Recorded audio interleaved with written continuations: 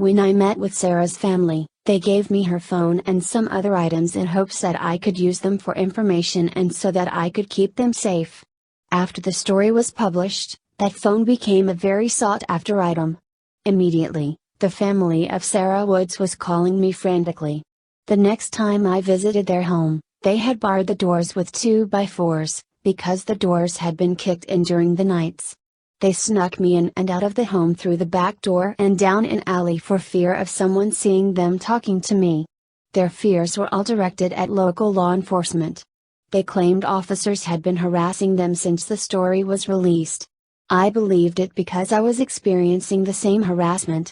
I was getting dozens of calls per day from one officer specifically demanding I give him Sarah's phone. In addition to threatening me on my office phone and personal cell, he would repeatedly stop in my place of employment and leave threatening calls with my employer. I carried the phone everywhere I went, along with nail scrapings and other often morbid things families had trusted with me. For days, Sarah's phone remained active and calls and texts were continuously coming in from what context clues indicated were pimps, johns and drug dealers concerned because they had not heard from her. The knowledge I obtained from the communications that came in on her phone made me a potential target of many individuals of varied agendas. I became consumed with this investigation. I barely slept or ate for the next year or more. My days were spent covering regular news, and my nights were spent with families of missing women, with those who had been trafficked or searching through public records and court cases. Somehow, knowledge of my affidavit had spread. A local bail bondsman and a private investigator had offered her assistance in the investigation and was working to obtain documents of a case that she claimed proved how the human trafficking ring was being operated through the local legal system. She was found dead before she was ever able to complete the task. I was getting calls from people who worked in the courthouse asking what was in my affidavit and who was named. Repeatedly, my car and home were ransacked, but the only things that ever went missing were human trafficking files. And, I was regularly being followed and warned that I should be careful. Local officials are not all bad. I was often given information by members of our legal community wanting to take a stand against what they were observing. I often heard from officers who said they went to work for the department at Shawnee State University, SSU, because of the corruption in other departments. And, often those warning me that I was doing dangerous work, were public officials concerned for my safety. After months of trying to get information from the human trafficking affidavit published, the Daily chose not to do so. Though Ohio has SHIELD law, which protects journalists from having to reveal their sources, the paper I was working for was unwilling to publish the story unless my source agreed to be named. Again, that ingrained fear came into play. Though my source had a desire to help, he was unwilling to risk the well-being of his family. In December of 2017, I gave my employer a 2 weeks notice citing that I was leaving due to ethical differences. They decided 2 weeks was not needed, and I published the Miron affidavit story online the next day. I thought my life was chaos before.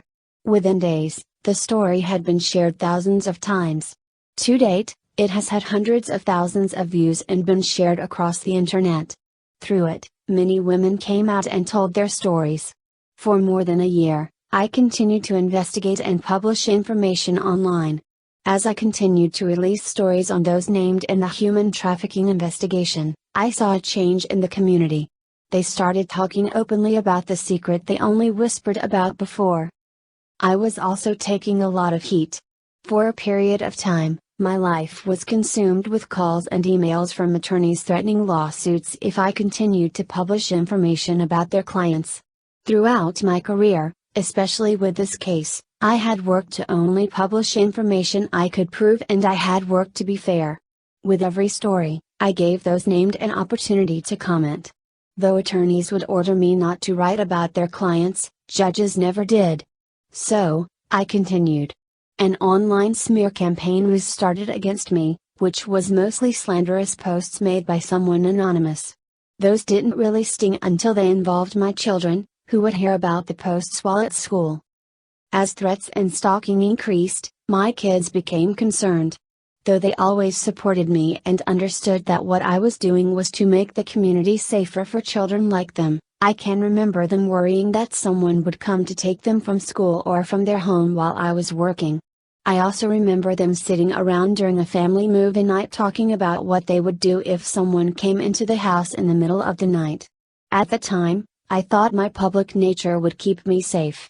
I was not one of the more vulnerable members of society who could go missing without anyone noticing or caring. I do not have a drug addiction, making it easy to overdose me. But, I never stopped worrying about my kids. I felt they would be safe, but feared of being wrong. Though high school students, they were taking college classes. I made them always stay together and wouldn't let them leave campus for any reason, fearing they might get taken off the streets. By then, my mom was begging me to stop. She would daily tell me that I had done my part and that I was not big enough to take on the world alone. She would remind me that my children needed me and needed to feel safe. So often, I would beg her to understand that I couldn't stop because of my daughters and because of the daughters of so many others. For a while, I isolated. It became difficult to talk about my day with those around me without seeing the fear it created on their faces. Friends and family worried I would be the next woman found dead or to go missing. And, at the same time, they worried they could become a victim by being close to me or by knowing too much about the work I was doing. Finally, I had screamed until someone heard. After publishing my affidavit story, a former colleague contacted me offering to put me in communication with an editor at the Cincinnati Enquirer who would be interested in my information. In the coming weeks and months, I shared my information with Bob Strictly, sparking their own investigation. At the onset of that investigation, Bob asked what I wanted for my work, if I wanted compensation, a byline or any other kind of credit. Normally, I don't believe in a savior coming from outside, but with this issue, Scioto County couldn't fight it alone. Frankly, it wasn't safe for local reporters. We needed national attention. I told Bob that's what I wanted, and he delivered. The Cincinnati Enquirer released the stories that came from their investigation 1 year ago. Since that time, I have waited and wondered if it was all in vain or if something would actually come of nearly a decade of work. In that time, I have found comfort in believing that so much has come from that effort, that Scioto County showed how strong it can be together and found its voice even when afraid. Now, with the news of Mike Mirren being raided by Ohio BCI, I hope the investigation brings answers for the families of women such as Megan Lancaster, Melissa Blevins, who went missing in February 2010 at the age of 31, Kayla Idle, who went missing January 4, 2016, Jennifer Shepard, whose body was found in Pine Creek in Wheelersburg in June 2013, Angela Holsinger, who has been missing since May 1998, and Nicole Alloway, a North Carolina woman who went missing from Scioto County in June 2009 before her body was found a month later off Route 73 in Otway. Either way, I still think Scioto County is worth fighting for, on this issue and others.